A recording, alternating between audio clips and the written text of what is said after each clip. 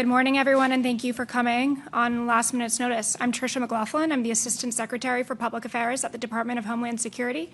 I'm joined by Acting ICE Director Todd Lyons and Madison Sheehan, the Deputy Director.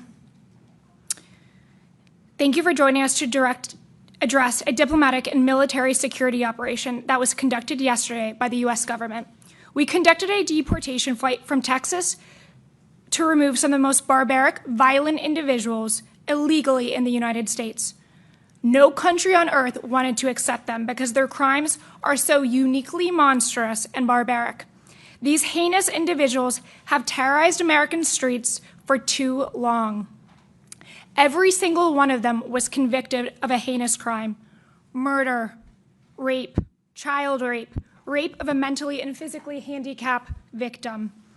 Thanks to the courageous work of the State Department and ICE and the President's National Security Team, we found a nation that was willing to accept custody of these vicious illegal aliens. We are removing these convicted criminals from American soil so they can never hurt another American victim, American man, child, or woman. They can never attack witnesses, families, victims, or anyone else. Now, a local judge in Massachusetts is trying to force the United States to bring back these uniquely barbaric monsters who present a clear and present threat to the safety of the American people and American victims. While we are fully compliant with the law and court orders, it is absolutely absurd for a district judge to try to dictate the foreign policy and national security of the United States of America. These are the monsters that the district judge is trying to protect. The contrast is brutally stark. President Trump and Secretary Noem are working every single day to get these vicious criminals off of American streets. And while activist judges are on the other side fighting to get them back onto United States soil. Before I turn it over to Acting Director Todd Lyons, I would like to remind the journalists in this very room to do your job. We gave you the names of these monsters as you have right in front of you. Now tell the stories of the innocent Americans who they victimized. I implore you to stop doing the bidding of these disgusting individuals. Tell the stories of the innocents. It's the American victims who actually matter. Todd. Good morning, thank you. So these individuals that are up here today, these represent the true national security threats and public safety threats that ICE officers and agents nationwide go after. I just want to go over a few of the highlighted cases that you all have in front of you. So for instance, we have an individual that's convicted of homicide and armed robbery and served 15 years in confinement. Due to countries that won't take their citizens back, this individual was released back into the community under ICE supervision to prey upon people again. Another individual sentenced to life in confinement, convicted of first-degree murder. His country would not take him back, forcing ICE to have to re-release him back into the community to re-offend.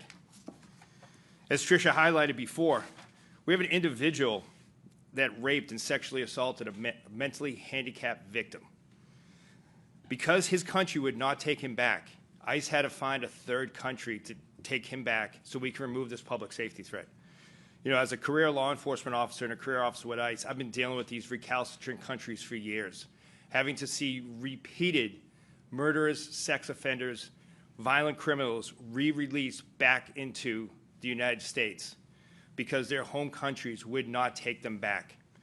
Yet under President Trump and under the leadership of Secretary Noem, we are now able to remove these public safety threats so they won't pry on the community anymore and they won't have any more victims in the United States. With that, I'll turn it over to my Deputy Director, Madison Sheehan. First of all, ICE would like to thank President Trump and Secretary Noem for their steadfast commitment to the American people and the men and women of ICE. Our commitment here at ICE remains the same, that we will remove the worst of the worst from your communities, including the list of people that are up on this board. As we work every day to make the American people safer, we see activist judges stepping in a way that we have never seen before to put criminals first and not the American people. This judge wants these criminals, these rapists, murderers, out on the streets in your communities. ICE will not let that happen and will continue to fight and put the American people first as the mandate President Trump received to make sure that we keep America safe. Thank you. Thank you, Madison. And with that, we'll take just a few questions. Say your name and outlet, Ted. Ted Hesson with Reuters. Can you clarify, are these 8 people that you are trying to deport to Sudan or South Sudan? And if so, why South Sudan? Where are they now? And are these the only 8 on the flight, and are there others? These are the only 8 on the flight. Because of safety and operational security, we cannot tell you what the final destination for these individuals will be. Brittany, Axios? The judge asked that you keep these individuals in U.S. custody once this flight lands. Is that being followed through? Has the flight landed yet? Do they remain on the plane, essentially? They're still in DHS custody as far as their exact whereabouts, again, because of operational security, and given these are such violent criminals, rapists, child rapists, as I've mentioned, we cannot disclose that. One more follow-up on recalcitrant countries. As you're looking for these third countries, can you just elaborate on how you're working with the State Department to identify these potential partners, and what other countries are on the list? Obviously, El Salvador, potentially South Sudan, a few others have been floated. Could you just clarify that? Yes, State Department has been a fantastic partner and brokering these agreements, again, especially when it comes to truly the worst of the worst individuals, countries that did not want to accept these heinous individuals. We're grateful that we found a nation through the State Department to do that. Todd, would you like to speak further to these? No, I would just like to say that, these individuals did receive due process. The Safe Third Country Agreement is in the Immigration Nationality Act, which was enacted by Congress. So as I said, as throughout my career with ICE and being a career law enforcement officer in immigration, we've dealt with these recalcitrant countries for years.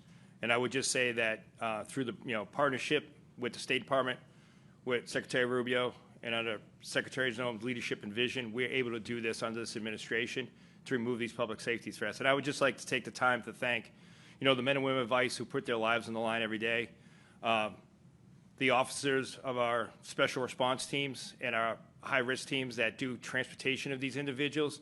These are the most violent people that are in the U.S. These are the ones that you don't want in your community. These are the ones that we prioritize every day. So again, under those partnerships, we're able to go ahead and remove these public safety threats from the community. Julia? Thank you. Could you talk more about the agreement with South Sudan? Once these people were going to arrive there, was the agreement that they would be incarcerated, much like the CCA prison conditions in El Salvador? And were each of their home countries actually notified? In other words, did you try to send them back to their home countries before you made this decision? Yeah, I would caution you to make the assumption that their final destination is South Sudan. As far as that agreement goes, I would definitely refer you to the State Department's for specifics, but perhaps Madison or Todd, you'd like to add something here? So sure, yes, I can say that their home countries refuse to take these individuals back. ICE is bound by Zavidas, which is a Supreme Court decision. Again, I've always said ICE detention isn't punitive. We detain and remove. After 6 months or 180 days, if we don't have a country that'll take their citizens back, we do have an option to find a safe third country.